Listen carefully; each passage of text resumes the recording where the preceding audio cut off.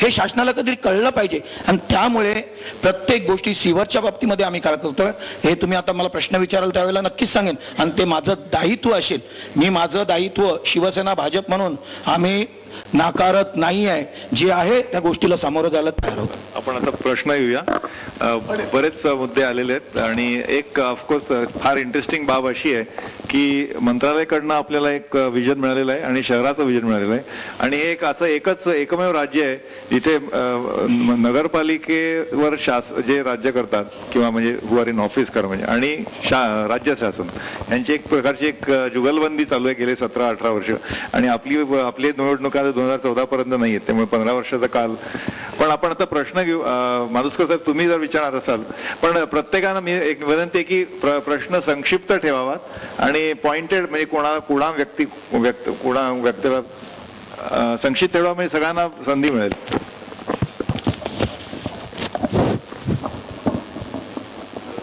चालू. मी थोडा या सगळे आत्ता जे चर्चेला गेले पाण्यापासून आरोग्यापर्यंत महापालिकेत असताना त्या प्रत्येक म्हणजे बॉम्बे 1 पासून मी संबंधित होतो वर्ल्ड बँकेबरोबर निगोशिएशन करण्यामध्ये. त्यामुळे 1-2 मिनिटं मला फक्त जास्त कारण त्या सगळ्या प्रश्नांच्या याच्यावरून मला प्रश्न विचारायचे प्रश्नच विचारायचे. 2 गोष्टी अशा आहेत. पहिली गोष्ट फायनान्सच्या बाबतीत मला असं विचारायचं आहे सर्वांनाच की ऑक्ट्राय जावा वगैरे वगैरे सगळं म्हटलं जातं. ठीक आहे आयडियली काय असेल तो भाग वेगळा. ऑक्ट्राय गेल्यानंतर जी प्रचंड गॅप येणार आहे ती देणार कोण आहे? 6,000 कोटी. 1999 साली नगरपालिकांमधला ऑक्ट्राय गेला. गव्हर्नमेंटने सांगितलं की आम्ही ते अनुदान रूपाने देऊ. फक्त 500-550 कोटीचा प्रश्न होता त्यावेळी. दिलेला नाही आणि त्या पालिकांची स्थिती मी बघितलेली आहे आणि हे जे कारण दिलं जातं की कुठेही भाव कमी झाले नव्हतेच ऑक्ट्रायमुळे भाव वाढतात वगैरे भाव कमी झाले नव्हते पण त्यांची परिस्थिती काय झाली होती कारण 1-2 ठिकाण कारण मी 95ला रिटायर झाल्यानंतर वर्ल्ड बँकचे किंवा याच्या कन्सल्टन्सीच्या अनुषंगाने त्या प्रोजेक्टवर निर्णय ठिकाणी जात होतो अगदी राजस्थानपासून चेन्नईपर्यंत. त्या ठिकाणी आणखीन दुसरी गोष्ट अशी आहे की ते ऑक्ट्रायच्या याच्यात त्याला म्हणजे ऑक्ट्राय हाच अंतिम असला पाहिजे असं म्हणणं नाही परंतु पर्याय जो आहे तो अजूनपर्यंत कोणी दिलेला नाही. त्याला एकच मग पर्याय आहे की त्या ऑक्ट्रायची जी वसुली आहे ती उत्तम पद्धतीने कशी होईल त्याच्यामध्ये करप्शन होणार नाही किंवा कुठे याला वाव राहणार नाही या पद्धतीचं better management or excellent management of octroi हेच ऑक्ट्रायच्या याच्यासाठी सध्या तरी अल्टरनेटिव्ह आहे. अर्थात भविष्यात आणखीनही काही निघू शकेल कारण आम्ही जेव्हा शांघाय वगैरेच्या गोष्टी करतो तेव्हा तिथली परिस्थिती काय आहे तिथलं स्थानिक यांना काय. हा प्रश्न यांना विचारूया ना कारण हा अगदी ज्वलंत प्रश्न आहे. 6,000 कोटी रुपयांचा प्रश्न तर तुम्ही याच प्रश्नावर लगेच थोडीशी टिप्पणी करता की ऑक्ट्राय जर काढला आणि आता तुम्हाला माहिती जवाहरलाल नेहरू ते त्या प्रकल्पामध्ये जवाहरलाल नेहरू राष्ट्रीय नागरिक पुनर्वसन त्याच्या खाली तुम्हाला म्हणजे कंपल्शन आहे तर ते जर गेलं तर काय करायचं? नाही ते गेलं तर शासन जर सांगत असेल की आम्ही तुम्हाला पैसे देऊ तर क वर्गाच्या ज्या महानगरपालिका तिथे अजूनपर्यंत पैसेच दिले जात नाहीत लोकांचे पगारच दिले जात नाही. मग मुंबई महानगरपालिका 6,000 जवळ 5.5 ते 6,000 कोटी ऑक्ट्राय मिळतंय ते देऊ शकते का? ते देऊ शकणार नाही. मग मुंबई महानगरपालिकेचा कारभार कसा चालवणार? त्यामुळे ऑक्ट्राय काढून ते जमणार नाही. हा नाही म्हणजे म्हणून तर मी प्रश्न विचारलाय मुद्दाम तो. ऑक्ट्राय बचाव समिती अशी जी आहे त्याच्यावरती काही सगळ्या पार्टीतले मोठे मोठे राजकीय नेते जाऊन म्हणजे पार्टिसिपेट करतात आपल्याला माहिती आहे. हा एक भाग झाला. दुसरी भाग की या ठिकाणी मला वाटतं तावडेजींनी सांगितलंच की मल्टिपल एजन्सीज वगैरे. एकच मिनिट कोणाला दुसरी काही टिप्पणी करायची की ऑक्ट्राय हा एक मोठा प्रश्न आहे. मला ऑक्ट्रायच्या विषयात वाटतं की जसं नवी मुंबईने टॅक्स ॲट सोर्स सुरू केला आहे व्यापाऱ्यांचा ऑक्ट्राय भरायला विरोध नाही आहे. त्या प्रोसेसमध्ये जो लेंदीनेस येतो तो आहे. यात जसं माधुकर साहेबांनी सांगितलं की नगरपालिकांचा ऑक्ट्राय रद्द केला त्यावेळी भाजप सेना युती सत्तेत होती आणि त्यावेळी 3 वर्ष नियमित ते पैसे जात होते. त्यानंतर अजून 1 वर्ष गेले नंतर ते बंद पडले. त्यामुळे ही जबाबदारी उचलली पाहिजे सरकारने की टॅक्स ॲट सोर्स हे जर सुरू केलं तर तो पैसा सरकारकडे जमा झाल्यानंतर तो महापालिकेकडे गेला पाहिजे. होतं काय यांच्याकडे जमा झाल्यानंतर तो त्या ह्याला जो गेला पाहिजे ना तो जात नाही.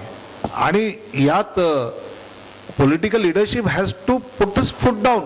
ब्युरोक्रेसी हे करत नाही म्हणजे कसं काय मला ना अडचण जी आहे ती तिथे आहे की ऍट सोर्सचा आलेला पैसा राज्याकडचा हा तिथे डायव्हर्ट होणार. याच्या यांचं सहकार्य तुम्हाला हवंय याचा अर्थ. नाही नाही गव्हर्नमेंट सिस्टीम म्हणतात मी म्हणतो, मी पक्षापेक्षा माझं म्हणणं आहे की कुठेतरी Exactly. ही विल पॉवर दाखवली पाहिजे की हे केलं आणि या पद्धतीने नाव गेलं ते होऊ समस्त शकतं. देशामध्ये महाराष्ट्र हा एकमेव आता राज्य उरलाय मला वाटतं बंगाल की वॅट आल्यानंतर जायला पाहिजे होता. मी वॅट येताना तर गाभा असा होता की टॅक्स ॲट वन सोर्स, नाही ते आता तोही घेता आणि हे घेता, हे तर चुकीचंच आहे ना. यांनी वॉटर सप्लायच्या याचा नाही, उल्लेख एक मिनिट अनंत पण द्या. नाही, एक यांच्या प्रश्नातला अर्धा वेगळा भाग जो आहे की महापालिका पैसे कसे उभारणार. मी एक उदाहरण देतो आता की मुंबई महापालिकेने मी म्हटलं तसं माझा अभ्यास कमी आहे, पण चुकत असेल तर करेक्ट करा. पण मुंबई महापालिकेने दादर, माटुंगा, पार्ला, तारदेव ठिकठिकाणी ज्या जमिनी आहेत ते लीजवर आहेत 99 वर्षाच्या, 1 रुपयाच्या आणि कमी आहेत. काही क्लब्स आहेत ते नाही, आणि काही क्लब्स नॉमिनल पैसे भरतायत. आता ज्या इमारतींना रिडेव्हलपमेंट करायची आहे, आम्ही जेव्हा आर्किटेक्ट प्लॅन टाकतो त्यावेळेला ते लीज रेंट महापालिकेने त्याचा लीज पिरियड 99 वर्षावरनं 30 वर्षावर आणलाय, आणि लीज रेंट साधारण 5 गुंठ्याच्या याला तर 1 लाख असेल तर तो 4 का 5 लाख काहीतरी केलाय. त्या अनुषंगानं महापालिकेचं कॅल्क्युलेशन असं आहे की साधारण 2.5 ते 3,000 कोटी रुपये ह्याचं उत्पन्न येणार आहे. दुर्दैवानं बिल्डर्स असोसिएशन, भाडेकरू असोसिएशन, सोसायटी असोसिएशन सगळे कोर्टात गेलेत. खालच्या दोन्ही कोर्टात महापालिका हारली आहे. आता मॅटर सुप्रीम कोर्टात पेंडिंग. नाही, लीजवर असलेल्या गिरणी कामगारांच्या ज्या गिरण्यांच्या जमिनी होत्या त्याचं सरकारने काय केलं? त्या मोकळ्या जमिनी जी स्ट्रक्चर काय ठरलं होतं, 1/3 म्हाडा, 1/3 कॉर्पोरेशन आणि 1/3 गिरणी कामगारांना घर. सरकारची इच्छाशक्तीच नव्हती गिरणी कामगारांना जवळ. सगळ्या जमिनी गिरणी कामगारांच्या घशात घासल्या आणि 1/3 ती मोकळ्या जमिनी 1/3 द्यायच्या होता. ते स्ट्रक्चरचं सोडून बाकीच्या मोकळ्या जमिनी तुकड्या तुकड्या. म्हणजे मी मागाशी सांगितलं की ती धोरणं केली, काही केलं तरी राजकीय इच्छाशक्ती आणि बांधिलकीचा अभाव असेल तर काही होऊ शकत नाही, हे मला वाटतं लक्षात आणि घ्या. विशेषतः गाडगे साहेब, ज्या एनटीसीच्या ज्या जमिनी आहेत ना त्या तरी येऊ शकतात. म्हणजे समजा प्रायव्हेट जो मालक आहे मिलचा तो उद्या कोर्टात जिंकेल सुद्धा, पण ज्या एनटीसीच्या ज्या जमिनी तुम्ही विकताय ते विकताना तर तुमचं ठराव असा आहे की पुन्हा आम्हाला ह्या गिरण्या पुनरुज्जीवित करायच्यामुळे आम्ही या विकतो आहोत. एकही नाही पुनरुज्जीवित त्यातली झाली. आणि अर्जुनराव म्हणले ते खरं आहे. म्हणजे गेल्या काही वर्षातले महाराष्ट्राचे मुख्यमंत्री हे तर DC रूलच्या बाबतीत मुख्यमंत्री कमी टेलर जास्त होते. हा बिल्डर आला का तुला असं पाहिजे तुला असा सूट शिवून देतो, DC रूल तसे झाले. हा बिल्डर आला का तुला असा पाहिजे का तर तुला असा सूट देतो, DC रूल तसे झाले. त्यावेळी नो डेव्हलपमेंट झोन हा काही नेव्हर डेव्हलपमेंट झोन नाही आहे असा प्रश्न मुख्यमंत्री पत्रपरिषदेत उलटा विचारू शकतो. म्हणजे मला असं वाटतं की महाराष्ट्र शासनाने काही हिंमत तरी वर्षापूर्वी कुठल्या मुख्यमंत्र्यांनी केली नव्हती. महाराष्ट्र शासनाने काही वर्षापूर्वी राजकीय रंग येऊ नये म्हणून चार्ल्स कोरिया सारख्या प्रसिद्ध नामांकित आर्किटेक्टला मुंबईतल्या गिरण्यांचा विकास कसा करावा आणि म्हणून चार्ल्स कोरिया कमिटी रिपोर्ट देण्यात आला. त्यातल्या काही तरतुदी ह्या काल्पनिक आहेत अशी टीका विरोधकांनीच केली. काही तरतुदी प्रॅक्टिकल नाहीत असं करून तो संपूर्ण रिपोर्ट बाजूला टाकण्यात आला. चंद्रशेखर प्रभूंनी केली साहेब, आणि तुमच्या आमच्या नाही याने केली. त्यानंतर त्याला युथ काँग्रेस अध्यक्ष होता त्याने केली. आणि दुर्भाग्य असतं की सोन्यासारखी जमीन मुंबईची, पण त्याच्यातनं सोन्याची मशागत होत नाही. आणि म्हणजे म्हणून ऑक्ट्रासारख्या करावर आपल्याला अवलंबून राहावं लागतं. तुमचा दुसरा प्रश्न. मी वॉटर सप्लायच्या याच्या अनुषंगाने मी एकच खुलासा करतो की ज्यावेळी सामंजस्य सगळ्या पक्षांचे होऊन कसा काय प्रोजेक्ट हे होतो याचं एक उत्तम उदाहरण सांगतो. कारण त्यावेळी मी बॉम्बे 1 पासून सुरुवात होती. ज्यावेळी 66 साली पहिल्यांदी मुंबई व्हेकेट करावी काय काय अशी परिस्थिती याच्या अवर्षणामुळे निर्माण झाली होती. त्याच्यानंतर कोलंबो प्लॅन खाली ते सुरुवात झाली आणि मग भातसा वगैरे 6 स्कीम्स जेव्हा सुरू झाली तेव्हा प्रथम जेव्हा त्यांचे अट होती यांची की कमीत कमी 40% कॅपिटल एक्सपेंडिचर हा इंटरनल सोर्सेसमधून यावा. हे करण्यासाठी भाववाढ ही अटळ होती. आणि भाववाढ अटळ होती तरी सुद्धा आज तेवढे सगळे भाव वाढून सुद्धा मुंबईचा पाण्याचा दर हा बाकीच्यांपेक्षा कमी आहे, ही वस्तुस्थिती आहे. पण त्यावेळी मानसिकता निर्माण करण्याच्या याच्यामध्ये अक्षरशः म्हणजे मला आठवते 4-5 स्टँडिंग कमिटीमध्ये मी स्वतः हे केलं. आणि मी एक सहज गंमत केली. मी सांगायला लागलो की मी काही कोणाला बोलवलं पिऊनला क्लार्कला, तो खूप जागेवर नसाय काय चहा प्यायला गेलो. याचा अर्थ म्हटलं मुंबईच्या मी चहा पित नव्हतोच मी म्हटलं मुंबईच्या लोकांना म्हणजे साधारणतः 4 ते 5 कप चहा म्हणजे किती लागेल, मग पाण्याची ही वाढलेल्या दराने किती किंमत होते हे सांगितलं, मग सगळ्यांनी सांगितलं हरकत नाही. अशा पद्धतीने हा प्रश्न आपण रवींद्रजींना विचारूया की तुम्ही थोडंसं अभिमानाने सांगितलं की मुंबईमध्ये आम्ही पाणीपट्टी फक्त 6 रुपये घेतो का? नाही, ₹2.25. नाही, पण यांचं म्हणणं असं आहे की काही मानसिकता तुम्ही एक मिनिट, क्रॉस सबसिडायझेशन आहे. म्हणजे कसं असं का? आहे, डोमेस्टिक याला रेट वेगळा वाढवत का आहे, नाही? कमर्शियल आणि यांच्या हा, याला त्यांना जास्त आहे ना. त्यामुळे सबसिडाइज स्लम मध्ये राहणाऱ्या लोकांसाठी ₹2.25 आहे. पण सामान्य ऐका ना, तर तुम्हाला 18 हो, रुपये येतो. नाही आम्हाला ₹12.25 मग इतका येतो. मोठी तफावत ते आम्ही हॉटेल्स, हा क्लब, कमर्शियल इंडस्ट्री, नाही, हरकत नाही. एक क्रॉस सबसिडायझेशन होतं. त्यांचं म्हणणं असं की तुम्ही ही मानसिकता असताना सुद्धा वाढवले का नाही? एवढी महागाई वाढलेली आहे चारही बाजूने, आणि लोकांचं जीवनमान कसं चालेल हे तुम्ही पाहताय आता कशा पद्धतीने महागाई आहे. आणि त्यामुळे स्लम मध्ये राहणाऱ्या लोकांना असं कन्सेशन असावं म्हणून ते ₹2.25 पण आहे. slum- बिल्डिंग ऐका, बिल्डिंग मध्ये राहणाऱ्या लोकांना आपण ₹3.5 देतोय. नाही, आता slab केलेत. स्लॅब केले. Slab. हॉटेल्सना आपण ₹25 देतोय, इंडस्ट्रीला आपण त्याच्यापेक्षा जास्त देतोय, आणि त्यातनं आपण रिकव्हर करतो. बरं, आपण दुसरीकडे स्लमचं घेतो ना. नाही, एक मिनिट जरा या ना. नाही तुमचं आपण उत्तर द्या. माधुस्कर उत्तर देतो मी. साहेब, आपण परत येऊ तुमच्याकडे परत येऊ. सर्वप्रथम लोकसत्तेचं अभिनंदन करतो. चांगला संवाद त्याने या ठिकाणी हे केलाय. माझा प्रश्न बाळा नांदगावकर आणि आघाडीला आहे. दुर्दैवानं दोघेही माझे अत्यंत जवळचे मित्र आहेत, पण प्रश्नच आहे. सेनेच्या गोत्रातल्या नवनिर्माण सेनेच्या नेतृत्वाने आज अत्यंत गंभीर आरोप केलेला आहे की मुंबई महानगरपालिकेच्या सत्ताधाऱ्यांनी 40,000 करोड रुपये खाल्ले. अत्यंत गंभीर आरोप आहे. माझा बाळा नांदगावकरांना असा प्रश्न आहे, आणि त्याचबरोबर आमच्या लोकसत्तेचे संदीप आचार्य, संदीप प्रधान आणि विश्वास काळे, जे मी तर गेली 35 वर्ष महापालिका पाहतोय, पण ही लोकसत्तेची अत्यंत अभ्यासू मंडळी त्या ठिकाणी आहेत. भांडवली खर्चाचा आणि आस्थापनेचा मला विषय बाहेर करायचा नाही, आस्थापनेचा खर्च किती, पण आयुक्त म्हणतात 48%, कारण मी कामगार पुढारी आहे. आयुक्त म्हणतात 48%, तुम्ही म्हणता ठीक आहे जे काय असेल तो, त्याचा काही मला 61% देण्याचा वाद करायचा नाही. पण हे मागील 5 वर्षामध्ये मुंबईमध्ये जी काही विकासाची कार्य झालीत ती झाली की नाही? का 40,000 करोड आम्ही खाल्ले सत्ताधाऱ्यांनी? हा अत्यंत गंभीर प्रश्न आहे. कारण आबा परवा म्हणाले खाल्ले नाही तर चढून दाखवले, ते कसे? अत्यंत गंभीर प्रश्न मी या ठिकाणी उपस्थित करू इच्छितो. आणि या प्रश्नाचं उत्तर, कारण मुंबई महानगरपालिका नव्या पैशाच्या कोच्यात नाही असं विनोदनी सांगितलं, पण अजून एक आठवण करून देतो. 1999 साली मुंबई महानगरपालिका जी तोट्यात गेली होती ती एका दिवसामध्ये, माधुस्कर साहेब इथं बसलेले आहेत, 387 करोड आमचे ए बजेटमधून जी बजेटमध्ये ट्रान्सफर गेले होते, आणि म्हणून त्यावेळी ती तोट्यामध्ये आली होती. आता तोट्यात नाही. तर मागील 5 वर्षात जी काही विकास कार्य झाली ती विकास कार्य झाली नाही का? अप्पर वैतरणा 1900 करोडचं जे होतं ते अप्पर वैतरणाचं कामकाज झालं नाही का? आज प्रतिभा कन्स्ट्रक्शनची जी काही तानसाचा विषय निघाला, तर 120ची पाईपलाईनचं काम चालू आहे. ते शहरापासून तिथपर्यंत पूर्णावस्थेत आलेलं आहे, पुढच्या 5-6 महिन्यात पूर्ण होईल. अशा प्रकारची अनेक कामं, भांडूप कॉम्प्लेक्समधनं जो काही जलचा जो बोगचा काढला तो पश्चिम उपनगरासाठी, ते काम झालं. आज भांडूप कॉम्प्लेक्समध्ये पंपिंग स्टेशन पूर्णपणे उभं राहिलेलं आहे. आज पिसं पांजरपोळचं आमचं पंपिंग स्टेशन स्वयंचलित आहे. म्हणजे त्या ठिकाणी कामगार नसतील, कारण कामगार जास्त आहेत म्हणून जी काही सरप्लसची ओढ असते ते नसतं. आणि ते असताना मग इतका गंभीर आरोप करायचा, कारण बारामतीवर आरोप केले होते की 100% स्वाहात झाले, तसंच आरोप आज केला. आणि माझं तुम्हाला असं म्हणणं आहे की 36 करोड आम्ही सत्ता सोडली तेव्हा 36,000 करोडचं कर्ज होतं. तुम्ही 2,55,000 का 45वर नेलं, 45वर नेलं. काय केलं गेल्या 15 वर्षात राज्य शासनाने? आम्ही मुंबई पुणे इतका सुंदर, कारण मी युरोपमध्ये जाऊन आलोय लेबर कॉन्फरन्सला, इतका सुंदर रस्ता केला, तसं काही झालं काय भव्य दिव्य? तर दोन्ही प्रश्न माझे या दोन्ही यांना एक कृपा करून आपण हा प्रश्न बाळाजी तुम्ही घेणार? तुम्ही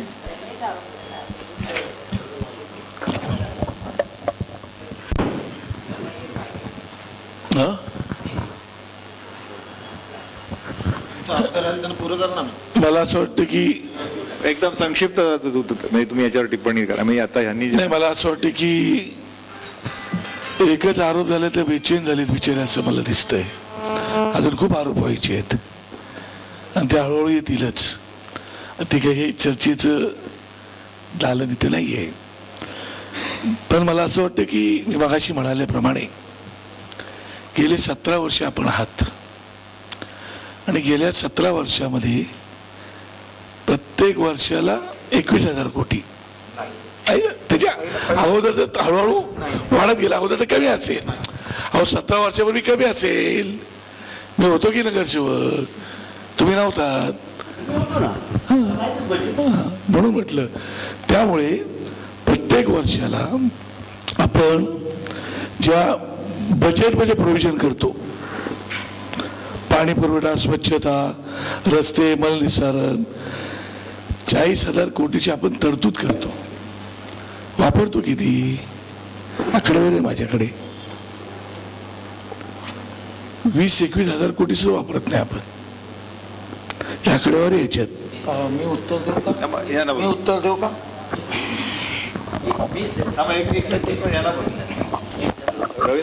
हा, खरं म्हणजे प्रश्न आपण विचारलाय, परंतु एक्सप्लेन करणं हे माझं देखील कर्तव्य आहे. जे काय बजेट असतं, 1 रुपया जर तुम्ही पकडला, 1 रुपया, तर त्यातले 61 पैसे हे कामगारांच्या पगारांवरती वगैरे 61 पैसे. कोणी कुठे, माझ्याकडे पुस्तक आहे आणि त्याच्यात उत्तरं आलेली आहेत शासनाच्या माध्यमातून देखील. 61 पैसे जर तिथे गेल्यानंतर 8% जे आहे हे त्या जे आपण कारभार चालवतो, जो काय लोकांना ऑफिसेसचा वगैरे होतो त्याच्यावरती 8% प्रशासकीय खर्चासाठी आहे. राहिले आपले 30 पैसे. 30 पैशातली 20% म्हणजे 20 पैसे हे जे काय आपण हॉस्पिटल्स, रस्ते, शाळा यांच्या दुरुस्ती, रिपेअर जे काय त्याच्यावरती होतो. आणि कन्स्ट्रक्टिव्ह कामासाठी हे 10 ते 11 पैसे असतात. त्यामुळे त्याची फोड अशी होती. ह्यांनी 40,000 कोटीचं माझ्याकडे संपूर्ण आकडे शासनाच्या माध्यमातून रेक्टिफाय करून घेतलेले आकडे जे मागितल्यानंतर. ज्या वेळेला 2007-2008 साठी बजेट केलं होतं 12,877 कोटीचं, रिवाइज एस्टिमेट केलं 11,161 कोटीचं, ऍक्च्युअल खर्च झाला 9,100 कोटी रुपये. 8-9 साठी 16,000चं बजेट झालं होतं, रिवाइज 14चं झालं, ऍक्च्युअल खर्च झाला 11चा.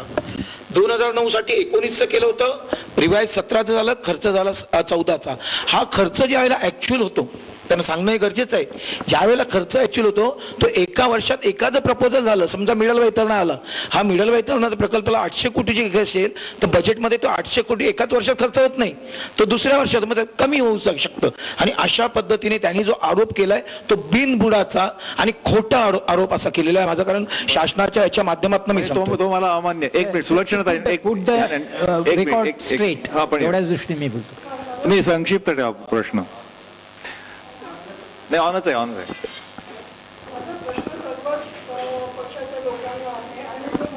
त्यासाठी आहे की सर्व प्रश्न शेवटी स्वायत्तता, महापालिकेच्या स्वायत्ततेशी आणि स्वायत्त धोरणाशी येऊन पोचतात. 74व्या घटना दुरुस्तीने तुम्हाला स्वायत्तता दिली, परंतु ती जपण्याची, ती मागून घेण्याची, ते हक्क राबवण्याची क्षमता महापालिकेमध्ये निर्माण करण्यासाठी गेल्या अनेक वर्षात 92 सालापासून आजपर्यंत कोणीही प्रयत्न केल्याचं दिसत नाही. हा एक खरोखर स्वायत्त यावी, ही जबाबदारी कोणाची? ह्यांना विचार. आणि मला फक्त एवढंच सांगायचं आहे की कलकत्तामध्ये 60च्या दशकामध्ये अशी परिस्थिती होती की अतिशय वाईट अवस्था कलकत्त्याच्या फायनान्सची आणि सबंध महापालिकेची झाली. तेव्हा नेहरू पंतप्रधान होते आणि तेव्हा त्यांनी हा मुद्दा उपस्थित केला होता की ती जी स्थानिक स्वराज्य संस्थेची जबाबदारी स्थानिक प्रशासनाची असतानाच केंद्राकडे पैसे मागायला तुम्ही येता का, आणि ते देण्याची जबाबदारी केंद्रावर कशी. आज जवळजवळ सर्व महापालिका याच पद्धतीने वागतायत की सर्व पैसे केंद्राने द्यावेत आणि आम्ही फक्त भिकेची झोळी घेऊन जावं, परंतु आमच्या नागरिकांना आम्ही फुकट पाणी देऊ, 2.5 रुपयांनी पाणी देऊ, ज्याचा खर्च 12 रुपये. अशा तऱ्हेने प्रशासन अतिशय दुर्दैवाच्या अवस्थेला नेण्यामध्ये कोण जबाबदार. एक मिनिट अनंतराव याबद्दल यांच्या सगळ्यांचे एकाच मिनिटात. म्हणजे हा स्वायत्तेचा प्रश्न आहे, मुंबई महानगरपालिकेच्या स्वायत्तेचा प्रश्न आहे की राजीवजी असताना ज्या वेळेला त्यांनी पार्लमेंटमध्ये अमेंडमेंट आणली तेव्हा त्यांच्या भाषणातलं पहिलं वाक्य असं होतं की this is to give power to the people. ज्या ज्या ठिकाणी त्या त्या ठिकाणचे काय प्रश्न आहेत त्याचा निर्णय घेण्याचा अधिकार तिथल्या स्थानिक लोकांना असावा. पण एक असं लक्षात आलं की मी म्हणून म्हटलं की सुरुवातीला म्हटलं की मी आज टीकेचा स्टँड घेणार, पण प्रश्न असे आल्यानंतर थोडंसं उत्तर द्यावं लागतं. पण मुंबईला स्वायत्त नाहीये अशी तुम्हाला हे विधान कबूल आहे का? आम्ही त्यांना संपूर्ण मोकळीक दिलेली आहे निर्णय घेण्याची, पण ज्या वेळेला असं लक्षात आलं की यांच्याकडनं काही गोष्टी घडत नाही आहेत, त्यामुळे उदाहरणार्थ MMRDA सारखं आम्हाला आणावं लागलं इम्प्लिमेंट करायला. आणि दुसरा सुद्धा यांनी जो मुद्दा काढला की पाण्याच्या बाबतीत ह्यांनी रेट सांगितले, पण ज्या ठिकाणी आपण बसलेलो आहोत त्या दक्षिण मुंबईतल्या पाण्याची क्वालिटी आहे का माझा प्रश्न आहे. एक मुद्दा तुमचा पाण्याच्या रेटचा आहे, समजू शकतो, पण दुसरं असं आहे की तुम्ही जो मुंबईला पाणी पुरवठा करताय ते ड्रिंकिंग वॉटर यथायोग्य तब्येतीकरता आहे का, तर माझं उत्तर नाही. आणि माझ्याकडे पुरावा आहे, कारण 3 महिन्यापूर्वी दक्षिण मुंबईतल्या काही इमारतींच्या पिण्याच्या पाण्याची तपासणी आम्ही केली असताना लॅबमधनं उलटा रिपोर्ट आलेला आहे. मी संध्याकाळपर्यंत तुम्हाला तो रिपोर्ट आणून देऊ शकतो. एक मिनिट, विद्याताईंनी तुम्ही काहीतरी टिप्पणी केली ती पाणीपट्टीबद्दल, तुम्हाला काहीतरी म्हणत असताना मध्ये आम्ही व्यत्यय आला.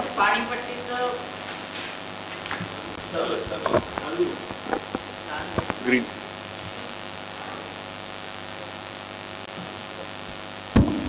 ₹2.5 पाणीपट्टीचं जे त्यांनी आता वायकरांनी उल्लेख केला, तर झोपडपट्ट्यांमध्ये जो टॅक्स घेतला जातो पाणीपट्टी आणि त्याच्यात सिव्हिरेज टॅक्स ॲड केला जातो.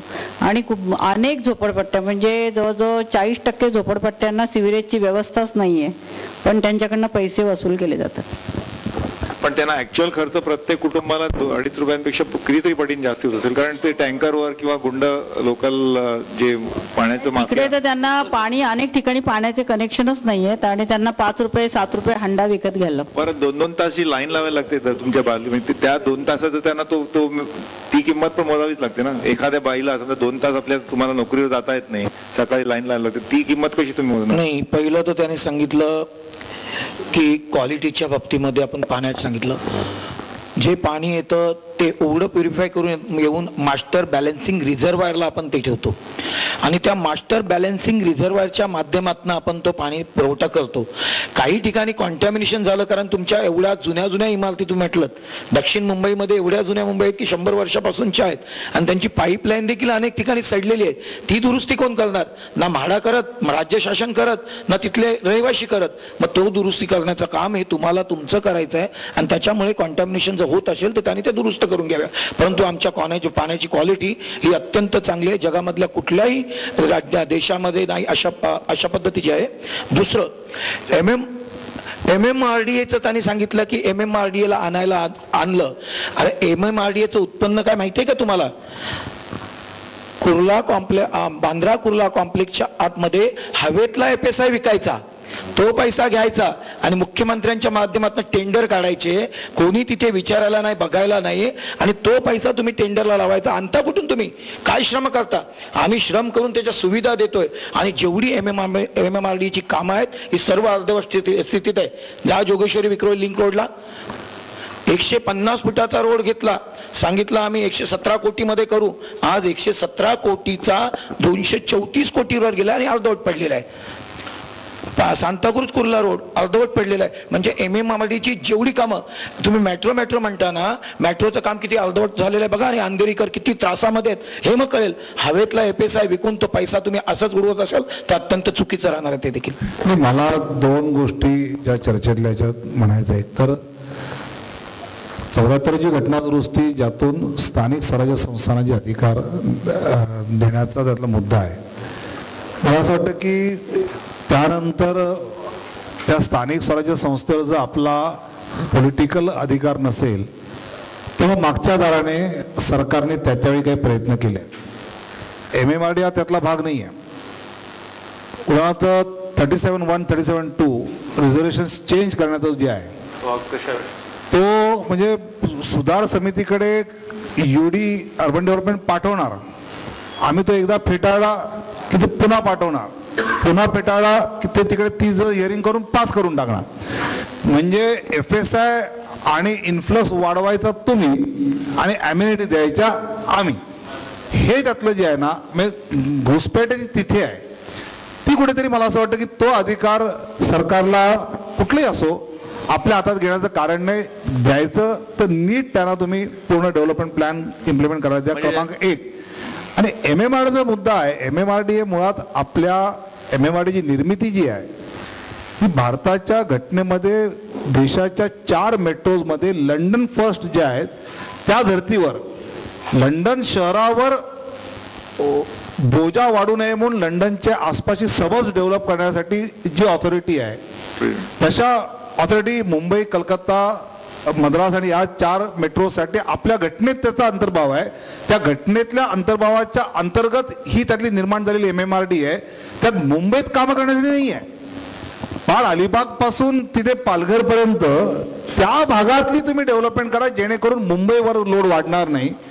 ही त्याची मूळ कल्पना असताना त्याच्यात सरकारने काही न करता मुंबईच्या जमिनींचे भाव जे आहेत म्हणजे MMRDAचा पैसा लातूरच्या ठिकाणच्या प्रोजेक्टला जातो. MMRDA मध्ये एक धरण ज्यावेळी ते राज्य सरकार करणार असतं त्यावेळी ते 350 कोटीचं होतं आणि ज्यावेळी ते MMRDA कडे शिफ्ट केलं तेच टेंडर तेच काम 725 कोटीवर गेलं आणि हे मुख्यमंत्र्यांच्या उपस्थितीत पास होतं. मला असं वाटतं की मग MMRDAचा उपयोग घटनेतून विचारपूर्वक जो आलेला आहे त्याचा आपण करतो आहोत का, तर तो त्याचा करत नाही. हे त्यातलं दुर्दैव आहे. पण आपण तुम्ही ते मी पाटणकर, मी महापालिकेत इंजिनियर म्हणून रिटायर झालो. मला काही जण इथले महोदय ओळखतात. मी हल्ली मुंबई विकास समितीच्या माध्यमातून मी या इथे आलेलो आहे.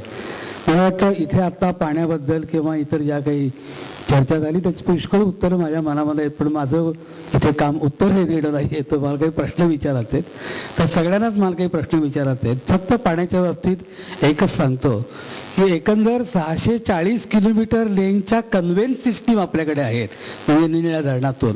त्याचे डायमीटर साधारणपणे ranging from 36 inch to 108 inches आहेत. म्हणजे केवढं मोठं जाळं आहे एवढंच फक्त मी हे करतोय. आणि डिस्ट्रीब्युशन सिस्टीम जी आहे मुंबई महापालिकेमध्ये ती 4000 किलोमीटरची डिस्ट्रीब्युशन सिस्टीम आहे. तेव्हा पाणी हा विषय मी आता बोलत नाही. फक्त रानडे साहेब मला फक्त 2-3 स्पेसिफिक प्रश्न 2-3 स्पेसिफिक प्रश्न फक्त मी सगळ्यांना विचारतोय. मला कोणाला एका विशिष्ट व्यक्तीला किंवा पक्षाला विचारायचं असं करायचं नाहीये. 2001 साली 54% आपल्या स्लम्स होत्या आणि आता 2011ची फिगर 60%. मी कुठेतरी चुकत असलं तर सांगा. झोपडपट्टी स्लम्स, नागरी गरीब आपण ज्याला म्हणतो. आज मी all India institute of local self गव्हर्नमेंटमध्ये पण सिनियर कन्सल्टंट म्हणून काम करतो आणि स्लम फ्री सिटीज वगैरे असल्या गोष्टी आपण बोलतोय. याचं उत्तर आपल्या सर्वांकडे आहे का, हा पहिला मुद्दा माझा आहे. फक्त एक त्याला टिप्पणी, तुम्ही दुसरा प्रश्न सांग. 2च प्रश्न विचार कारण आपल्याला जरा वेळ कमी आहे. आपण शब्द वापरतो झोपडपट्टी, जणू काही या शब्दाला व्याख्या आहे. पण ह्या शब्दाचा अर्थ प्रत्येक जण वेगवेगळा आपल्या मनात म्हणजे ती that word doesn't have unambiguous meaning. त्याला नाही, मी झोपडपट्टी हा शब्द मी तरी वापरला नाही. मी नागरी गरीब वस्ती असं म्हटलं, अर्बन पुअर असं मी म्हटलं आता. एनिवे, दुसरा माझा प्रश्न, भविष्यातील ज्या वेळेला अपेक्षा आपण जे म्हणतो त्यावेळेला मुंबईसाठी जागतिक दर्जाचं शहर व्हावं वगैरे या सगळ्या गोष्टी आहेत. मॅकन्सीनी 2003 ते 2013 पर्यंतचा एक आराखडा तयार केला. आमच्या मुंबई विकास समितीने सुद्धा 2010 ते 2020चा आराखडा तयार केलेला आहे. आणि आता तर सुरबाना कन्सल्टंटने 2051 साली मुंबई कशी असावी हे पण केलं आहे. ह्या सर्व विचारांमागे, या सर्व इम्प्लिमेंटेशन प्रोसिजर्समध्ये काही एकसूत्रता आपण कधी आणणार आहोत. एकंदर जवळजवळ 125 कामं रानडे महोदय आमच्या मुंबई विकास समितीने framework for action for 20 services and infrastructure आम्ही पॉईंट आउट केलेत. त्या सगळ्याची कॉस्ट एकंदरपणे मॅकन्सी टाईपच येते. 3,37,000 कोटी रुपयाची गरज पुढील 10 वर्षामध्ये आहे. कदाचित ती जास्ती असेल. तर प्रश्न असा आहे की ही म्हणजे अशा रीतीने एक चांगल्या रीतीने प्लॅनिंग, त्याचं मॉनिटरिंग वगैरे या गोष्टी आपण कधी करणार आहोत. कारण का नुसतंच मुंबई जागतिक दर्जाचं शहर असं बोलणार आहोत? हा दुसरा भाग. आणि शेवटचा प्रश्न, 3,37,000 कोटी रुपये जे काही आपण हे करतोय, इन्व्हेस्टमेंट लागेल असं म्हणतोय सगळं. हा म्हणजे याच्यामध्ये 20 सर्व्हिसेस आणि इन्फ्रास्ट्रक्चर आम्ही कव्हर केलेले आहेत, वॉटर सप्लाय आणि व्हॉट नॉट एव्हरीथिंग, म्हणजे ट्रान्सपोर्ट, हाऊसिंग सगळं. तर ते आपण पैसे कशा रीतीने उभे करणार याचा एक सगळ्यांनी मिळून विचार करावा. धन्यवाद. आपण घेऊया. मी फक्त त्यांनी ते झोपडपट्टी मुक्त वगैरे शहर, तर तो हे करण्यासाठी आपण ज्या SRAच्या योजना अवलंबन केला त्याला 95 सालापासून, त्याचं सरकारने काय केलं आणि कुठच्या पद्धतीने त्याचा अवलंब केला गेला, कोण विकासक नेमले गेले, त्याच्यात काय अडथळे होते, सरकारने याबाबतीत काय दक्षता घेतली, पुन्हा मी त्या राजकीय इच्छाशक्तीचा प्रश्न उपस्थित करतो. SRAच्या स्कीमचं काय झालं? दुसरी गोष्ट, ज्यावेळेस आपण अशा गोष्टी करतो, उदाहरणार्थ धारावीचा प्रश्न घ्या, आपण ग्लोबल टेंडर काढली. आता धारावीत केवळ लोक राहत नाहीत, तर तिथे हजारो लोकांचे उद्योगधंदे आहेत, चामड्याचे, परत आणखीन छोटे छोटे कारागीर, वेफर्स बनवणारे, छोटे छोटे ज्याला आपण कुटीरोद्योग म्हणतो तसं छोटे छोटे असे धंदे आहेत. एकूण 5,000 कोटी आहे. हा, आणि त्यांना आणि त्यांची मागणी आहे की ते घर किती, 400 फुटाचं घर मागतात. ते घर दिल्यानंतर बाकीचे उद्योगधंदे करायला त्यांना काय जागा आहे? म्हणजे केवळ घर देऊन त्यांना निवारा द्यायचा, परंतु त्यांचं उत्पादनाचं साधन काढून घ्यायचं, असा जर विकास होत असेल तर मला वाटतं एकूण आपण जे वेलफेअर स्टेट, जी आता ती संख्या कल्याणकारी राज्य, ही मला वाटतं शब्द नष्ट होत चाललाय. त्या दृष्टीने मला वाटतं ह्या दृष्टीने त्या कामगारांचं, त्या रोजगारांचं काय करणार, हा देखील प्रश्न आपण सगळ्यांनी कुठेतरी, केवळ पर्यावरण म्हटलं, आता पर्यावरण वगैरे शब्द ही शिवाजी महाराजांची कल्पना आहे की आरमारांत काढलं त्यावेळेस त्याची झाडं कोणती तोडायची, जुनाट झालेली झाडच तोडा, आज्ञापत्र जर वाचलं तर. पुढे बाबासाहेब आंबेडकरांनी वनीकरण करा, शेड्यूल कास्ट फेडरेशनच्या जाहीरनाम्यात हे मांडलेलं आहे.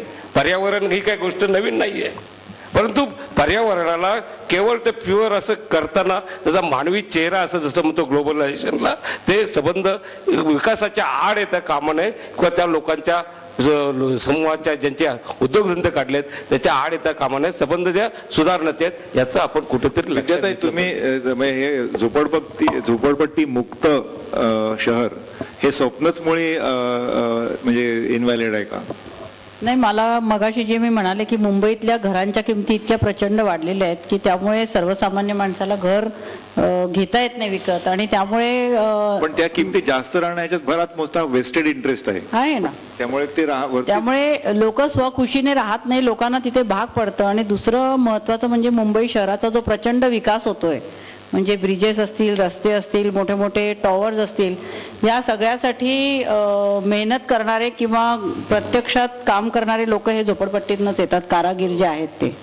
आणि ते सगळे कारागीर स्वतः झोपडपट्ट्यांमध्ये राहतात. तर मला असं वाटते दरवेळेस 85, 90, 95, 2000 असं झोपडपट्ट्यांना जी मुदत दिली जाते, त्यापेक्षा मी CM साहेबांकडे पण स्वतः गेले होते आणि वारंवार मी त्यांना एक सांगत असते की या शहराचा प्लान केला पाहिजे, कारण या शहरामध्ये अतिशय श्रीमंत ते मलबार हिल, पेडर रोड अशा ठिकाणी राहतात.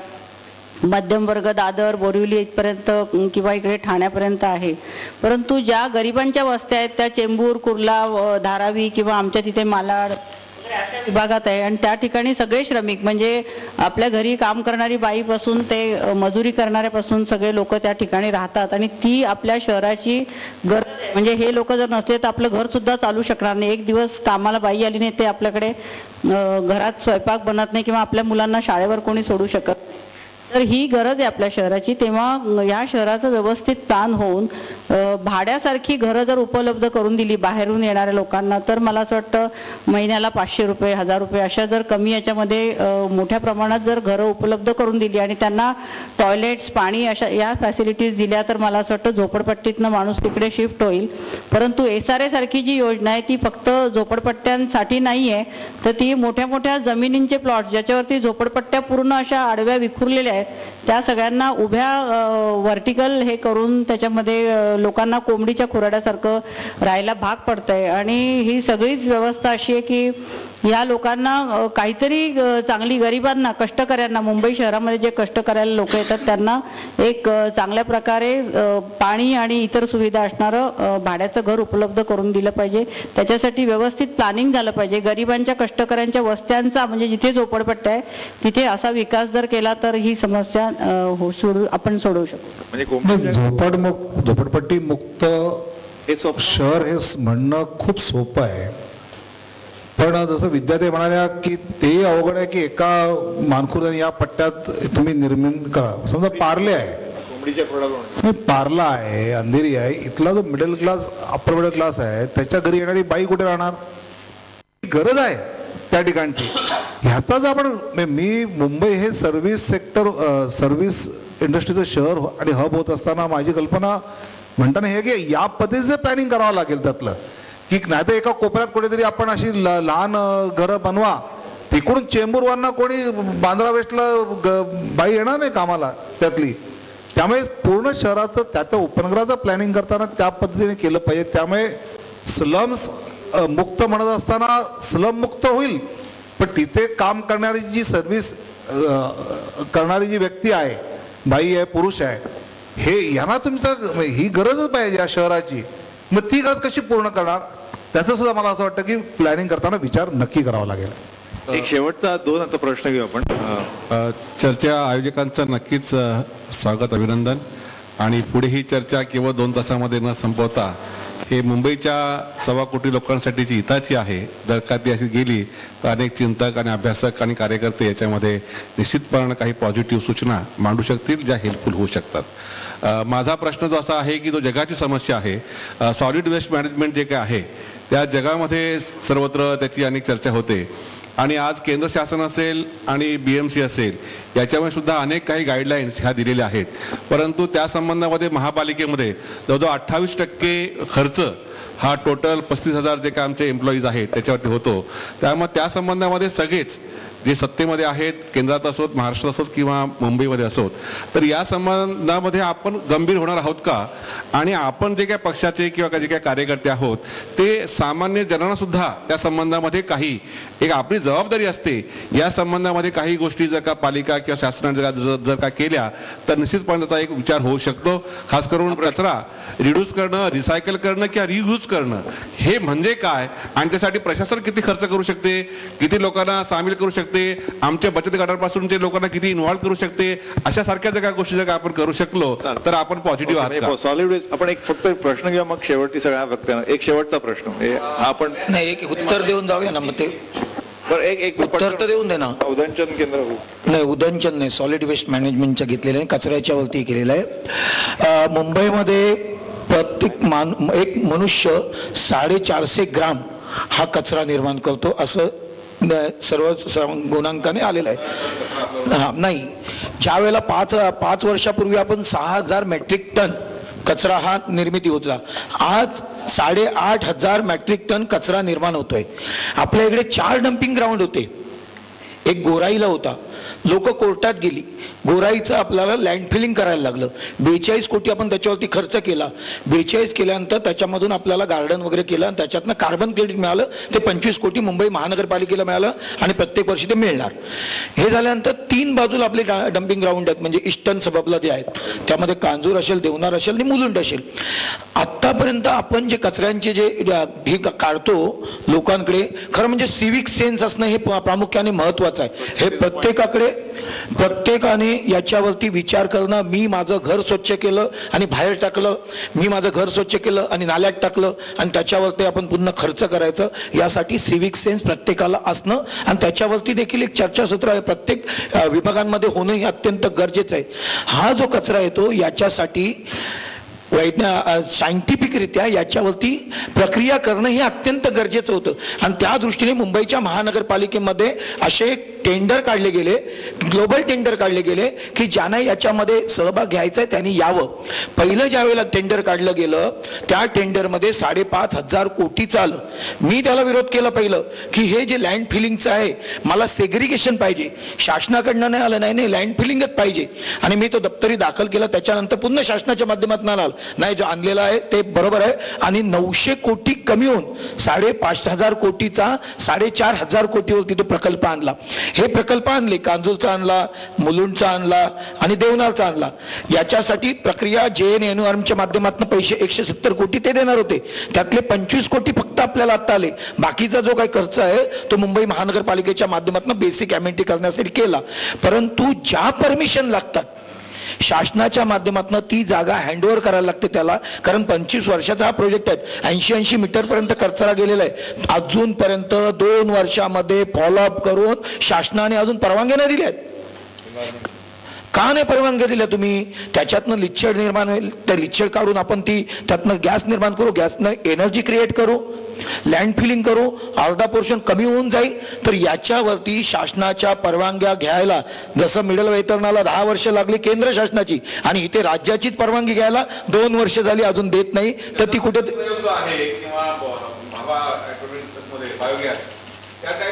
आहे ना, ते त्यातनं ते निर्मिती आहे त्याच्यामध्ये.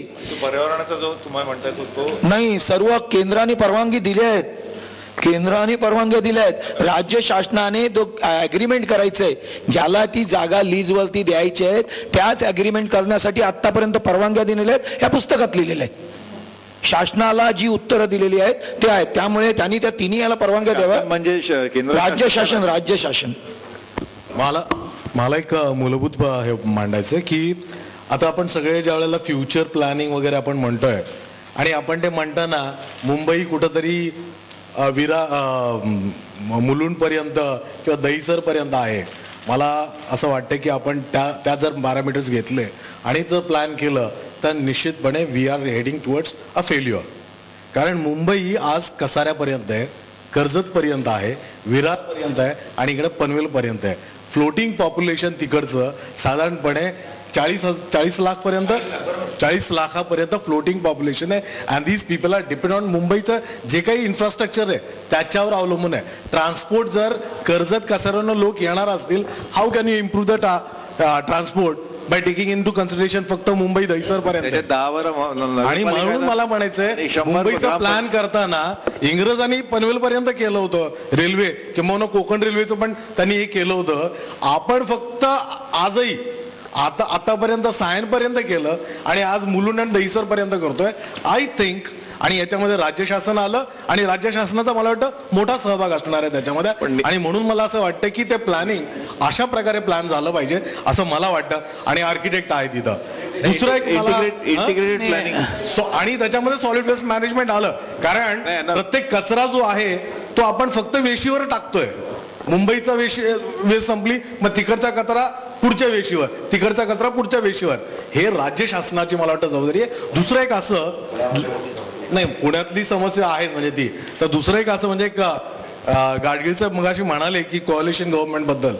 मी तुम्हाला सांगतो कॉलिशन गव्हर्नमेंट हे असणार आणि याचा सुतोवाच मी तुम्हाला सांगतो 1952 साली डॉक्टर बाबासाहेब आंबेडकरांनी केलं होतं.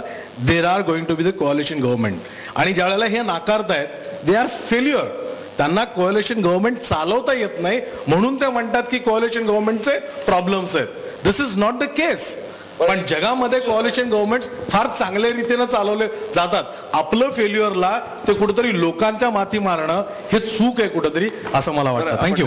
एकच तुमचा पहिल्या याचं मी सांगतो की प्लॅनिंग करता हल्ली जगामध्ये जेव्हा प्लॅनिंग केलं जातं एक नवीन कल्पना अशी पुढे आली की विद्यमान शहरं जी आहेत त्या संदर्भात आणि त्या संदर्भातच मी हा लेख लिहिला होता की नवीन शहरं वसवता आत्ता जी विद्यमान शहरं आहेत मुंबई दिल्ली सारखी तिथे आता FSI वाढवू नका, वाढवायला देऊ नका. आणि त्याच्याऐवजी ज्याला आम्ही आमच्या प्लॅनिंगच्या भाषेत अर्बन प्लॅनिंगमध्ये न्यू सॅटेलाइट टाउनशिप म्हणतो, त्या सेल्फ सफिशियंट टाउनशिप त्याचा वेगळा एक मी लेख दिलेला आहे. मुंबई नाशिकच्या मध्ये एक करावा ही माझी सूचना आहे. मुंबई पुण्याच्या मध्ये एक नाशिक पुण्याच्या मध्ये अशा जर सॅटेलाइट टाउनशिप आणि त्याच्यामध्ये जो ह्यांचा मुद्दा किंवा विद्यार्थ्यांनी किंवा यांनी तावड्यांनी जो मांडला होता ते डेव्हलप करताना समजा 10 इमारती जर तुम्ही बांधल्यात तर त्यातली एक इमारत ही सर्व्हिस पर्सनेलला, मग घरात काम करणारी बाई असेल, ड्रायव्हर असेल, इव्हन रशिया आणि अमेरिकेमध्ये प्रयोग झाले की एकाच इमारतीमध्ये साहेब आणि त्याचा शिपाई हे प्रयोग झाले, पण त्या बिल्डिंगी उद्ध्वस्त कराव्या लागल्या दुर्दैवानं. परंतु म्हणून त्याला एक प्लॅनिंग मध्ये मार्ग असा निघाला की जर सेक्टर वाईज डेव्हलपमेंट केली तर एक सेक्टर ही सर्व्हिस प्रोव्हाइडिंग पर्सनेल करता ठेवायची किंवा एक इमारत ठेवायची, आणि त्या दृष्टीने जर प्लॅनिंग सुरू केलं. हा एक. दुसरा एक की हे मॉडेल गुजरातमध्ये म्हणजे आमचं सरकार असताना झालेलं आहे. मी सांगितलं होतं, ही सूचना मी पुण्यातही केलेली आहे की ग्राउंड फ्लोअर कम्प्लीट काढून टाका दुकानांना सुद्धा, म्हणजे पार्किंगचा प्रॉब्लेम. तो कसा, तर टीव्ही, टेप रेकॉर्डर, फ्रीज, कपडे हे तर काय आपण दररोज घ्यायला जात नाही. जी दररोज न लागणारी दुकानं आहेत ती पहिल्या मजल्यावर हलवा आणि ग्राउंड फ्लोअरवर फक्त किराणा दुकान किंवा ब्रेड अंड्याचं की जे सारखं, तो प्रयोग आणि पुढे पॅसेजेस टाकलेत पहिल्या मजल्यावर. बडोदा, अहमदाबादमध्ये यशस्वी झालेला आहे तो प्रयोग केला तर पार्किंगचा प्रश्न सुटेल, इतर जे आपले अर्बन इश्यूज आहेत तेही सुटू शकतील आणि या पद्धतीने केलं तर होईल. आणि जो दुसरा आणि कोॲलिशनचा मुद्दा गेल्या महिन्यात महाराष्ट्र टाइम्स माझे 3 लेख आलेले आहेत, त्याच्यामध्ये कुठल्या जगामधल्या राष्ट्रांमध्ये कोॲलिशन गव्हर्नमेंट कशी पडलेली आहेत त्याचे संपूर्ण उदाहरणं मी दिलेली आहेत. आपण यांना बोलूया, तुम्ही एक मिनिट. हॅलो, माझा प्रश्न या विकास नीतीजवळ च्या संदर्भात आहे.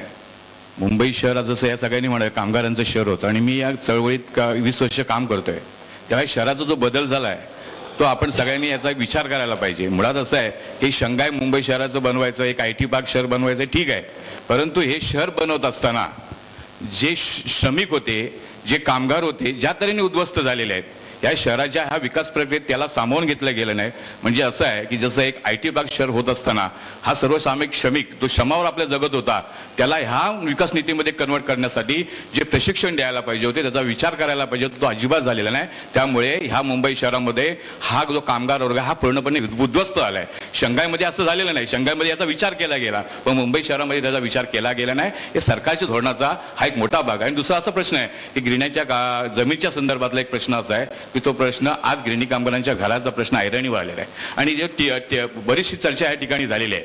आता तो प्रश्न गेले 10 वर्ष म्हणजे 1 मार्च 2001 साली सरकारनं कायदा केला आणि त्या संदर्भात अजून काय त्या निर्णय सरकारने घेतलेला नाही. 10,000 घरं बांधून तयार आहेत. हा प्रश्न अडलाय कुठे, त्या घराच्या किमती कशा ठरवायच्या आणि 1.5 लाख गिरणी कामगारांनी जे फॉर्म भरले त्यांना जमीन कशी उपलब्ध करून द्यायचा, हा महत्वाचा प्रश्न आहे. आता 600 एकर जमीन ज्या गिरण्यांच्या जमिनी खाली आहे त्या जवळजवळ जी विक्री पाहिल्यानंतर आज 1 एकरला जवळजवळ 200 करोड रुपये भाव मिळतोय.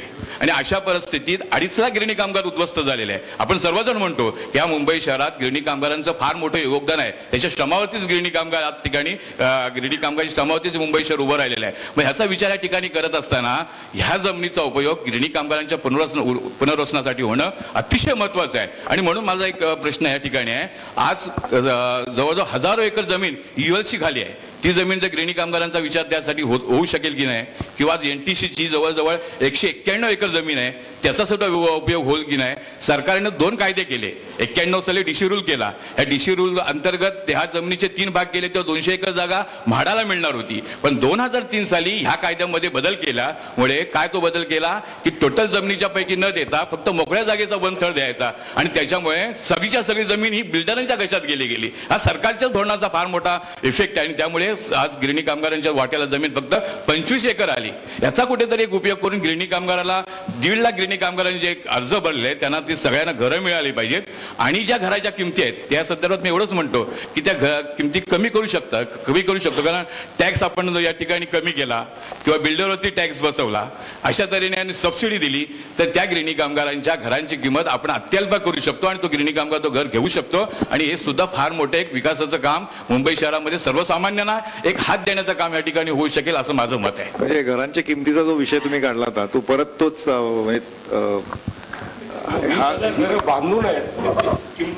गिरणी कामगारांना घरं मिळाली पाहिजे याच्यात काय दुमत नाही कोणाचं. बरं एक तुम्ही प्रश्न विचारा. दुमत नाही, पण त्याला काही झालं पाहिजे ना ताई. नुसतं दुमत नसून काय उपयोग आहे?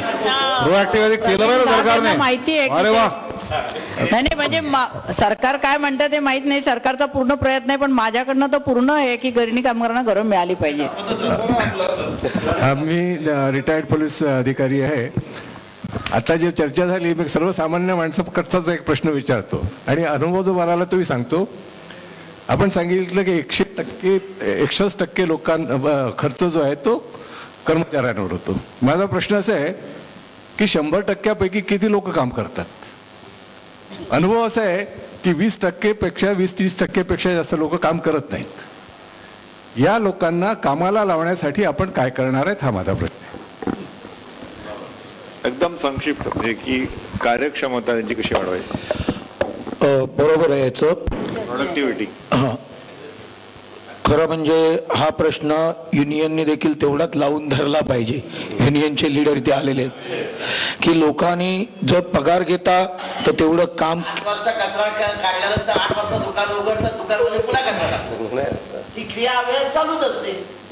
नाही, हे जरी असलं तरी त्यांचं जे प्रश्न आहे त्याच्यामध्ये खोच हे आहे की 100% पगार घेतो तसं 100% आम्ही काम करतो का, हा त्यांचा मूळ प्रश्न आहे. आणि हे प्रत्येकाने आपल्या आत्म्याला विचारलं पाहिजे. आम्ही लावू किती, पण ते कशी कामाची एक दर्जा दिला पाहिजे, कसं काम केलं पाहिजे हे प्रत्येकाने आपल्या स्वतःला विचारून ते काम करायला पाहिजे आणि तसं केलं पाहिजे. मला वाटतं की हा सामान्य माणसाच्या मनातला हा जो प्रश्न आहे आणि त्याला मला वाटतं की अण्णा हजारेंचे उत्तर दिलं की सिटीजन्स चार्टर की जे मध्य प्रदेशमध्ये लागू झालं आहे राज्यात सर्व्हिसला, की तुमचं काम तुम्ही दिल्यानंतर त्या डेस्कवर सांगितलं पाहिजे की तुमचं काम 15 दिवसात होईल आणि 15 दिवसात नाही झालं तर पुढच्या प्रत्येक दिवसाला त्या अधिकाऱ्याकडून त्याचा वसुली केली जाईल. आणि मला असं वाटतं की ही अकाउंटेबिलिटी सामान्य माणसाला हवी आहे कामाच्या बाबतीत आणि ही अकाउंटेबिलिटी द्यायला युनियन्स तयार होतील त्या पद्धतीचं सगळं स्ट्रक्चर मिळालं तर. आणि मला वाटतं ही आता मुंबईसारख्या महानगरामध्ये ही अकाउंटेबिलिटी हे मुंबईचं जगातली एफिशियन्सी होण्यासाठी आवश्यक असं मला वाटतं. नाही, याच्यामध्ये एक सांगतोय, नाही एक त्यांचं उत्तर राहिलेलं म्हणून त्यांना सांगतोय की ज्या पद्धतीने एवढं काम पडतंय त्या पद्धतीने तेवढी भरती होत नाही.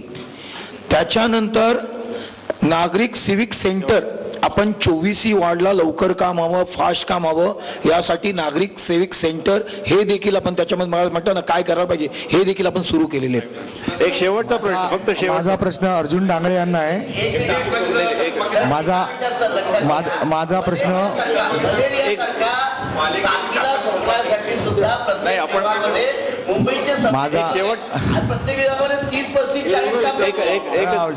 माझा प्रश्न अर्जुन डांगळे यांना आहे. काँग्रेस राष्ट्रवादीच्या एकूण कारभाराला विटून आपण शिवसेना भाजपबरोबर महायुती केलेली आहे. बाळासाहेबांची स्पष्ट भूमिका आहे 95 नंतरच्या झोपड्या नकोत. आपल्याला ही भूमिका मान्य आहे का? कारण आज या मुंबई शहरामध्ये बाहेरून येऊन हवे तसे कोणी कुठेही केव्हाही कसंही राहायला कोणालाही परवानगी नाही आहे. झोपड्यांचे टॉवर बनलेले आहेत. तर शिवसेनेची ही जी भूमिका आहे 95 नंतरच्या झोपड्या मुंबई शहरामध्ये नकोत ही रिपाई म्हणून युतीचे घटक म्हणून तुम्हाला मान्य आहे का? हो किंवा नाही, मी देखील देतो नाही, आम्ही बसले उत्तर देण्यासाठीच आहे ना.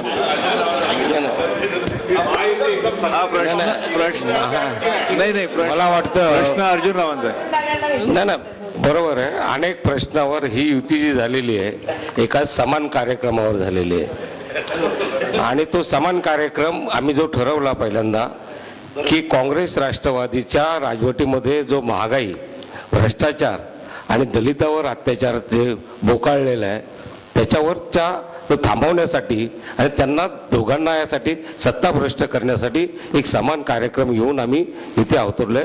आणि अनेक मुद्द्यावर आमचे हिंदुत्वाचे असतील, इतर झोपडपट्ट्यांच्या प्रश्नाबाबतीत अनेक मुद्द्याबाबत आमच्यावर जरी मतभेद असले तरी ही महायुती ही टिकणार आहे. आणि याच्या बाबतीत जे मतभेदाचे मुद्दे आहेत त्याच्यात अधिकाधिक सुसंवाद करून ते मतभेदाचे मुद्दे कसे मोठे होता येतील ते होतं आणि या झोपडपट्ट्याच्या प्रश्नावर देखील अधिक सुसंवाद करून हा प्रश्न कसा सामंजस्याने सोडवता येईल यावर आम्ही विचार करतो. नाही खरं आता म्हणजे चर्चेचा स्पीड चांगला झालेला आहे, पण आता वेळेचा नाही एकेला केलं मग दुसरा फक्त सांगायचं की आपल्या पॅनलनी संस्कार केंद्र होते, कोणी येऊ दे की संस्कार केंद्र परत सुरू झालं नाही. ठीक आहे, आपण आता इकडे संपूर्ण म्हणजे गाडी आपण 2 तास चालवली तर आता लोकसत्तेचा आपण आभार मानू आणि इथेच संपुष्टात घेऊ. हे आहेत एक शेवटचा आहे मॉबचा शेवटचा प्रश्न. मॉबचा म्हणजे तरुण मुलांचाही. आमच्याकडे आता सगळे पक्ष वोट मागतात, तर आमचा सरळ सोट एकच गोष्टीचा हे आहे की सगळ्या पक्षांना माझा प्रश्न आहे की कोणाकडे 4 गोष्टी, एक डेव्हलपमेंट पॉलिसी आहे का, काही पॉलिसी डिसिजन. उदाहरणार्थ जसं आता पाणी आपण बाहेर ना आणतो, एवढं लांबून आणतो. 4 गोष्टी सांगा. दुसरं धोरण. पहिलं. दुसरं स्टँडर्डायझेशन कामांच्यात असणार आहे का, फुटपाथला काही लेवलच नसते, म्हणजे कसल्याही कामाला काही स्टँडर्डायझेशन नावाचा प्रकारच नाही. तिसरं अकाउंटेबिलिटी, कोणी याची जबाबदारी घेणार आहे का. आज हायड्रंट्स होते ते फुटपाथवर, जे पूर्वी आग लागल्यावर उपयोगाला यायचे, आता ते दफन झालेत. आणि चौथं म्हणजे कॉर्डिनेशन. आता जे सगळे सांगतात की दुसऱ्याकडे बोट दाखवतात, हे राज्य सरकारचं आहे. हे राज्य सरकारचं आहे. ते आता मी तुम्हाला सांगतो, मुंबई सबर्बन मध्ये 110 तलाव होते, आता 42 आहेत. आता ते कलेक्टर लँडवर आहेत. BMC कलेक्टरकडे बोट दाखवते. कलेक्टरला विचारलं तर सांगतो झोपडपट्टी हटाव हे ह्यांच्याकडे जातं. तर कोणाकडे मुंबई आपली आहे म्हणून कॉर्डिनेशन करायची काही पॉलिसी आहे का. ओके, या पॉइंटवर आपण आता संपूर्ण 1 मिनिट तुम्हाला. नाही सर, मला एक प्रश्न काय आहे, कारण आपण नगरसेवक म्हणतो, तो सेवक कुठे दिसतच नाही हो. म्हणजे मी असं ऐकलंय पूर्वी नगर पिता होतं, बाळासाहेबांनी सांगितलं की नगरसेवक करा म्हणजे तो सेवा करेल. ते 228 पैकी 28 असतील, बाकी 200 साहेब आहेत. 200 साहेब आहेत, भेटतच नाहीत. बरं, आपण चांगले प्रश्न विचारतो तुम्हाला. सगळ्यात महत्वाचं म्हणजे लोकसत्ताचे आभार. कोणीतरी राजकारण्यांच्या कानाशी लाऊडस्पीकर धरला, आमच्या धरतात नेहमी. ओके, मग तुम्हाला गिरीश. नाही, तुम्ही जो कोऑर्डिनेशनचा मुद्दा सांगितला तो त्यांनी ऑलरेडी विनोदजींनी पण सांगितलं. त्याच्यावर उत्तर एकच, जर तुम्ही कॉर्पोरेशन मध्ये युतीचं महायुतीचं उद्या जर सरकार आलं, राज्य आलं, तर 2014 साली विधानसभेत देखील ते निवडून द्या आणि पुढे लोकसभेत देखील द्या. जे एकाच पक्षाची विचाराची सरकार, हे कोऑर्डिनेशन आपोआप येईल. संवाद नको ते उत्तर. ओके, मग सगळ्यांना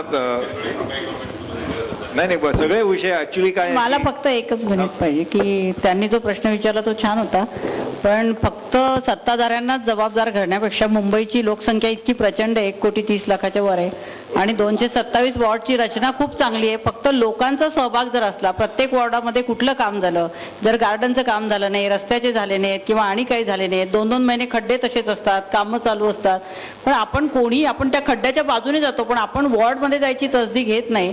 तर आपल्या 50,000च्या वॉर्डमध्ये जर एक सिव्हिल इंजिनियर असेल, एक आर्किटेक्ट असेल आणि आपण जर थोडा वेळ देणार असू, तर मला असं वाटतं प्रत्येक महिन्यात आपण भेटलो आणि आपल्या वॉर्डच्या काय समस्या आहे, वॉर्ड ऑफिसरला जबाबदार धरून, नगरसेवकाला जबाबदार धरून त्यांच्याकडे आपण गेलं पाहिजे. आपण मतदानही करणार नाही आणि आपण सगळा दोष जर राजकारणाने देणार असू तर ते काय देव माणसाने ते आपल्यातनच आलेले. मला यांनी विचारलेल्या एवढंच म्हणायचं की आपला सहभाग असला पाहिजे. संवाद नको. नाही, मला यांनी विचारलेल्या प्रश्नाला उत्तर देताना एवढंच म्हणायचंय की फुटपाथची असमानता आहे किंवा बाकीच्या गोष्टी आहेत. मला वाटतं की यामध्ये ही रिस्पॉन्सिबिलिटी पक्ष जे पक्ष सिस्टीममध्ये त्यांनी घेतलीच पाहिजे. म्हणजे त्यात काहीच दे कांट त्यांना ती घ्यावीच लागणार, ते त्यात पळवाट्यानं काही नाहीच आहे. त्यामुळे तिथं जबाबदारी ही घेतलीच पाहिजे. पण नगरसेवक दिसत नाही. मला किंवा वाटतं भाजप, शिवसेना, RPIचा शाखा प्रमुख, गटप्रमुख, तर तुम्हाला ऍडमिट करायला माणूस पाहिजे तर ॲम्ब्युलन्स तोच आणून देतो. म्हणजे इझिली ऍक्सेसेबल माणूस जर कुठला असेल तर हा असेल. त्यामुळे नगरसेवक दिसत नाही. इव्हन काँग्रेस, राष्ट्रवादीचा हे म्हणणं अतिशयोक्ती आहे. मला वाटतं ज्यावेळी 80% वर मतदान होईल ना मुंबईत, तुम्ही म्हणतात त्या सगळ्या गोष्टी पॉलिटिकल लीडरला कराव्याच लागतील. ते 50% मतदान होतं, 50% करत नाहीत. जे करत नाहीत ते नंतर 5 वर्ष जास्त बोलतात. या 50% मध्ये मतं मिळवायचे पॉलिटिक्स ऑफ डायरेक्ट बेनिफिटच्या माध्यमातून पॉलिटिकल पार्टीज तरबेज झाल्यात हल्ली.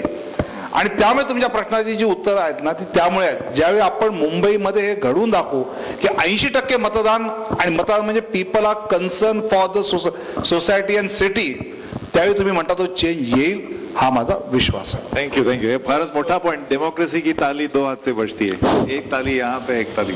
आपण इथेच थांबू कारण सगळे विषय आलेत. वाहतूक आलं, घर आरोग्य, पाणी.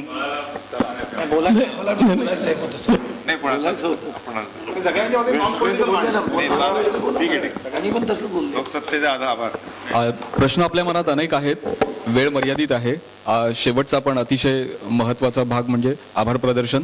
लोकसत्ताचे सहाय्यक संपादक प्रशांत दीक्षित यांना मी आवाहन करतो. नमस्कार. हा आमचा अशा पद्धतीचा पहिलाच प्रयोग होता आणि त्याचं सामर्थ्य आत्ताच लक्षात आल्यामुळे हे पुढच्या निवडणुकीपूर्वी वारंवार करावं लागणार आहे. आणि कदाचित हे मधनं मगाशी तुम्ही जसं सांगितलं की बजेटच्या आधी या पद्धतीची चर्चा होऊ शकली तर जास्त बरं होईल. पहिल्यांदा मला आभार आमच्या सगळ्या इन्व्हायटीजचे. ते आवर्जून वेगवेगळ्या ठिकाणाहून मुंबईत येणं हे किती त्रासदायक असतं. इथे मला गंमत ही वाटली की मी जेव्हा पत्रकारितेला सुरुवात केली, माधवराव गडकरींनीच माझा इंटरव्ह्यू घेतला होता पहिला, तेव्हा मला बोलवून त्यांनी सांगितलं होतं, प्रशांत, सर्वसामान्य माणसाचे विषय 4च असतात, रस्ते, पाणी, वीज, गटार. त्याच्यावर बातम्या दे. त्याच बातम्या कुठल्याही पेपरला पुढे देतात. अजूनही 22-25 वर्षानंतर रस्ते, पाणी, वीज, गटार याच्या पुढे हे जात नाहीये. त्याची क्वालिटी वाढावी असं पण चर्चा होत नाहीये. पण एक लक्षात आलं की एकूण प्रश्न किती जटिल आहेत, त्याच्यात किती वेगवेगळे हे गुंतलेले आहेत. आणि सर्वसामान्य माणसाला मात्र या इतक्या जटिलतेत जाण्यात रस नसतो. त्याला एवढंच दिसतं की माझ्याकडचा रस्ता चांगला नाहीये, मला काही असं आश्वासक आजूबाजूला दिसत नाहीये, ते कसं आणता येईल हे आपल्याला पुढे करता येईल. पण तुम्ही इथे सगळे इन्व्हायटी पहिले आमच्या आमंत्रणाने आला, तिथे प्रश्न विचारलेत, चांगले खोचक प्रश्न विचारलेत, कॉर्नर करणारे विचारलेत, त्याबद्दल मनपूर्वक आभार. आपण सर्व प्रत्येक पक्षाकडनं या प्रचाराच्या काळात वेळ काढून 2 तास म्हणजे तुमच्या दृष्टीने किती मौलिक आहे ते आम्हाला कल्पना आहे, ती वेळ काढून इथे आलात. आणि अजित रानडे की अत्यंत म्हणजे अतिशयोक्ती म्हणून नाही पण प्रणयराव ज्या पद्धतीने करतात त्या पद्धतीने तुम्ही हे सगळं हँडल केलं अशा लोकांना, त्यामुळे तुम्हाला याही करिअरचा विचार करायला हरकत नाही पुढे मागे, असंही मी सुचवतो. आणि आमचे लोकसत्ताचे सगळे सहकारी, आमची ब्रँड टीम ज्यांनी सगळी अरेंजमेंट इथे केली, आणि आमचे लोकसत्तातले सर्व सहकारी, या सर्वांचे मी आभार मानतो. आणि तुमच्या सर्वांकडनं पुढच्या कार्यक्रमात असं सहकार्य मिळेल अशी अपेक्षा व्यक्त करतो. धन्यवाद. अगदी 1 मिनिटासाठी फक्त थांबायचं. अगदी शेवटचा भाग कार्यक्रमाचा पण महत्वाचा. लोकसत्ताच्या वतीनं उपस्थित मान्यवर जे आहेत त्यांचा भेटवस्तू देऊन सत्कार करतोय. विद्याताई सगळ्यात पहिल्यांदा, बाळा नांदगावकर, श्री रवींद्र वायकर, अजित रानडे, अनंत गाडगीळ, विनोद तावडे आणि अर्जुन डांगळे. आपण सर्वजण या कार्यक्रमाला उपस्थित राहिलात याबद्दल आपल्या सर्वांचे मनपूर्वक आभार. आणि लोकसत्ताच्या वतीनं या कार्यक्रमाच्या या आपल्या हॉलच्याच मागच्या बाजूला अल्पोपहाराची सोय केलेली आहे, त्याचाही आपण सर्वांनी लाभ घ्यावा असं आवाहन. धन्यवाद.